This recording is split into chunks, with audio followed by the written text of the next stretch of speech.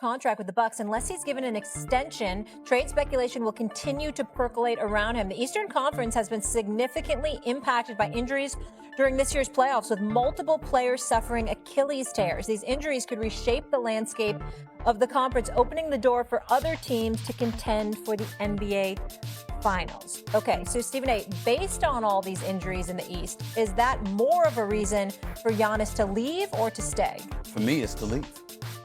Personally speaking, I mean, I'm thinking about Miami. I'm thinking about a couple of other potential landing destinations that could better position him. But I understand, listen, his loyalty to Milwaukee is unquestioned.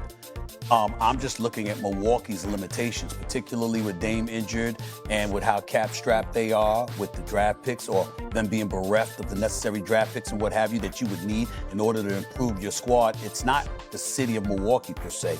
It's the organization and how they went all in and how it didn't work out. And now what can you do moving forward in the future in terms of mobility to improve your chances? It can't just be because other people are injured. You might want to go to another organization that can maximize that opportunity instead of staying in Milwaukee. That's why I feel the way that I feel. I doubt that he feels that way, but that's how I'm thinking about it. Keith, let me just clarify the question before you go there. Is it more of a reason for Giannis to stay in Milwaukee rather than leave, based on all these other injuries in the East? I would keep it short term on this situation. I would say I would stay, right? I would see what the next year looks like, because there's so many questions that has to be answered on the East. Like, the team you have now, move some pieces around, you can compete with those teams on the East. Now it's the West that you're going to have a problem with. So being as though like you have 1 year to kind of get some feel of what it's going to look like. You bring Dame back next year, not really sure what he's going to look like. Right now is just the part of your career with the way the East is transpired that you should just stay, move some pieces around, see what it look like next year, and then come back with the decision again next year based off of what has transpired in the East. Let's talk some facts before we get into anything else. The Bucks have 7 free agents. 7. 3 or 4 of which I would refer to as core players, okay? The Bucks do not have salary cap space, okay? The Bucks do not control their first-round draft pick for the next 5 years. They can't trade it. They can't trade the pick or the swap, okay? Wow. The Bucks are in a situation where they cannot count on Dame Lillard for next year. Maybe he can come back, but they cannot count on it. The Bucks are not interested right now in trading Giannis Antetokounmpo, and Giannis, to our knowledge, my belief, has not asked for a trade.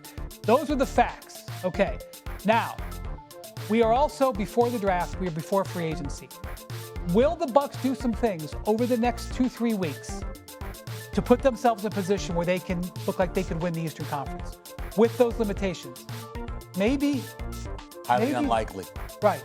So that's why the league is waiting. People want to know, why aren't the Knicks going all in for Kevin Durant? Why aren't the Heat going all in for Kevin Durant? Because in part, there's other reasons, but in part, they want to see what happens here with the Bucks. And we're going to be watching closely. Well, the team that should be having that position are the New York Knicks and the Miami Heat, especially with Miami Heat, who has control of some of their draft picks. So when you look at it from that standpoint, and the fact that you don't have a star in South Beach, but you got two really good players in Bam Adebayo and Tyler Hero, you got to maximize that. This is Pat Riley. This is Eric Spoelstra. Eric Spoelstra is a Hall of Fame coach. Pat Riley is a Hall of Famer. This is a first-class organization. We all know what they bring to the table. You got to capitalize on that. You got to take advantage of that. And to me, the only excuse, as Keith pointed out yesterday, the only excuse for you not getting KD, when KD had them as one of the top 3 choices, his landing destinations. If you don't get KD, it's because you wanted to go and you wanted to get Giannis. That is the only possible excuse that you could have. You go all in, and I don't give a damn what Milwaukee asked for. You go, and if you can get Giannis, you get Giannis. That's what you do. Their status quo isn't terrible. I understand that, but the point is, it's worse than that. They're right in the middle. You ain't going anywhere, and you won't plummet to the point where you can position yourself to get a Cooper flag. You're right in the middle. Everybody knows that's purgatory in sports.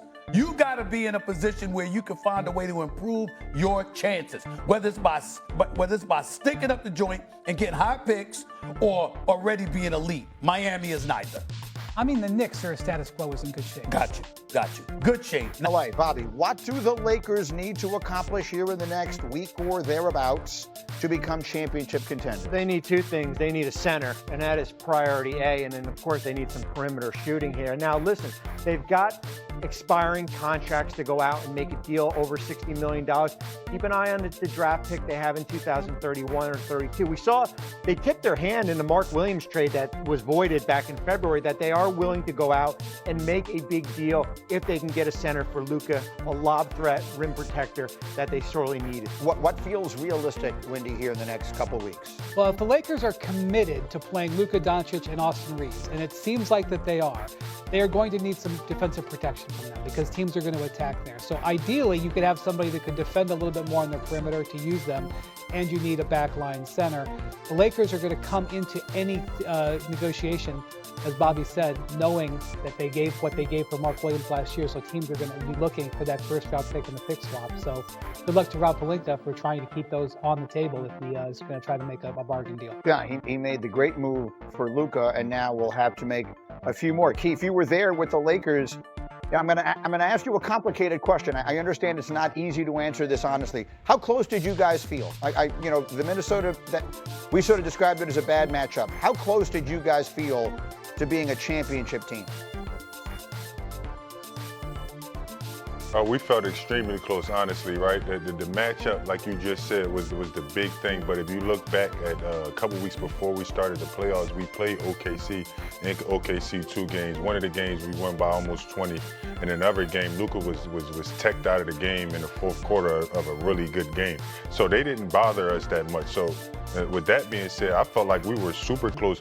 Next thing, and to piggyback off Wendy, they do need a big, right? I don't think they should give up their core pieces to get a big. You just need somebody that can, protect the rim, screen and roll, and just, beat Luka and AR's backside. But that piece is the main thing, and get a little bit of perimeter shooting. But I think the guys they have there can actually get it done.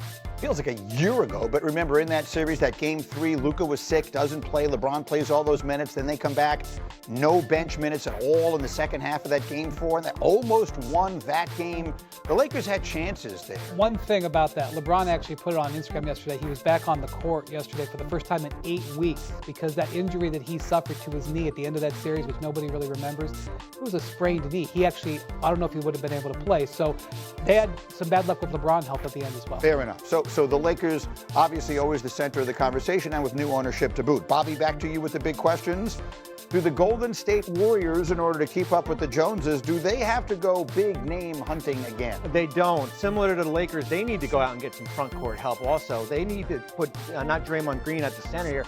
The hard thing that I'm coming to grips with is, what do you have to offer in a contract standpoint? They've got the draft picks. They got 4 first-round picks. They can go out and do a deal.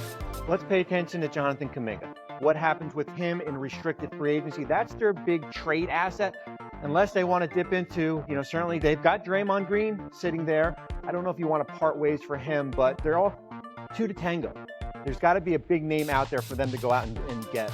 So, Winman, in advance of what we know, or in advance of what is about to happen, sitting where we're sitting today, the 3 preeminent stars, the faces of the NBA over the past generation, LeBron James, Steph Curry, Kevin Durant, all aging, all still playing great, and now all on contending teams.